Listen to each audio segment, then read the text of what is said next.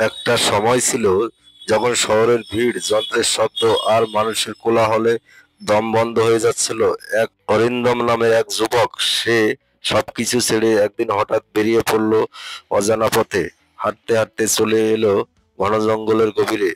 এই জঙ্গল অদ্ভুত সুন্দর, চারিদিকে আকাশ ছোঁয়া গাছ, বাতাসের মাটির গন্ধ মাথার উপর দিয়ে উড়ে যাচ্ছে রঙিন পাখির ঝাঁক, মাঝে মাঝে দূর হরিণ ছুটে যাচ্ছে, আবার কোথাও বাদুড়ের দুষ্টামি। অরিন্দম মনে মনে বলল, এটাই যে সেই জায়গা যেখানে আমি শান্ত খুঁজে পাবো, এখানে গড়ে তুলবো আমার নিজের পৃথিবী। সে খুঁজতে শুরু করলো আশেপাশে কি কি আছে। দেখলো শুকনো ডালপালা, বাঁশ, কিছু বাঁশের ঝুঁকি আর মাটির উপরে দাঁড়িয়ে আছে লতা পাতা। প্রথমে বুঝতে পারছিল না কিভাবে ব্যবহার করবে, কিন্তু একটু ভেবে নিল প্রকৃতি যখন দিয়েছে নিশ্চয়ই কোনো কাজে লাগবে। সে বাঁশ কেটে এনে মাটির গভীরে পুঁতে দিল, যেন শক্ত করে দাঁড়িয়ে থাকে। তারপর শুকনো ডালপালা একটার সাথে আরেকটা জোড়ে বানাতে লাগলো দেয়াল। লতাপাতা দিয়ে সেগুলো বেঁধে দিল। আস্তে আস্তে একটা আকার নিতে লাগলো তার স্বপ্নের ঘর।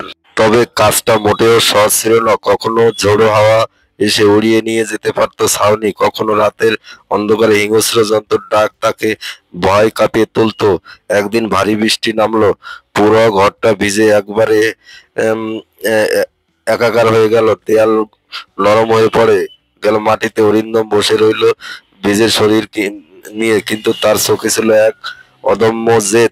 সে বলল, ভেঙে গেলে আবার গড়বো, যতবার লাগে ততবার গড়ব। প্রকৃতির সাথে লড়াই নয়, আমি তার সাথে মিশে থাকতে চাই।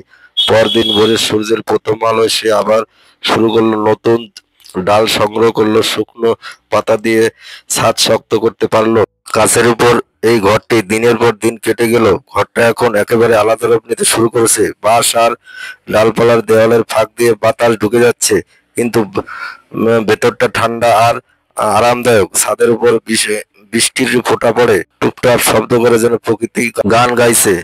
ভেতরের পাতায় বিছানা বসালো অরিন্দম। কোথায় ছোট্ট জায়গায় আগুন জ্বালানোর ব্যবস্থা করলো। রাতে বসে আগুনে আলোয় সে গল্প করতো নিজের সাথে। বাইরের জঙ্গলে শিয়ালের ডাক, দূরে ঝিঝি পোকার সুর, আর উপরে আকাশ ভরা অসংখ্য তারা। ধীরে ধীরে সে শিখে নিল এই জঙ্গলের নিয়ম, কোথায় জলের ঝর্ণা আছে, কোন ফল খাওয়া যায়, কোনটা এড়িয়ে চলতে হবে, সবকিছু।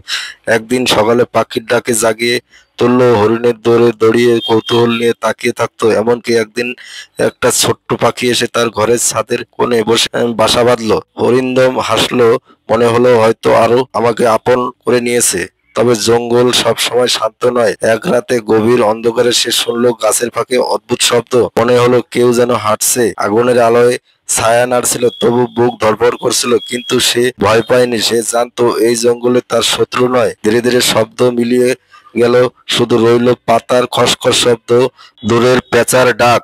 অরিন্দম বুঝলো, সুখ মানে বড় বাড়ি বা দামি জিনিসপত্র নয়। সুখ মানে হলো যেখানে মন শান্তি খুঁজে পায়, যেখানে প্রকৃতির সাথে মিলেমিশে থাকা যায়। আজও যদি কেউ সেই জঙ্গলের ভেতর দিয়ে হাঁটে, দূরে দেখা যায় লতার দাঁড়িয়ে আছে এক সুন্দর ছোট্ট ঘর। সেই ঘর যেটা বানিয়েছিল এক স্বপ্নবাজ মানুষ। সে বিশ্বাস করেছিল ঘর মানে শুধু চার দেয়াল নয়, ঘর মানে মনের শান্তি। আমাদের এই ভিডিওটা কেমন লাগলো ফলো দিয়ে সঙ্গে থাকবেন, জানাবেন কমেন্টে।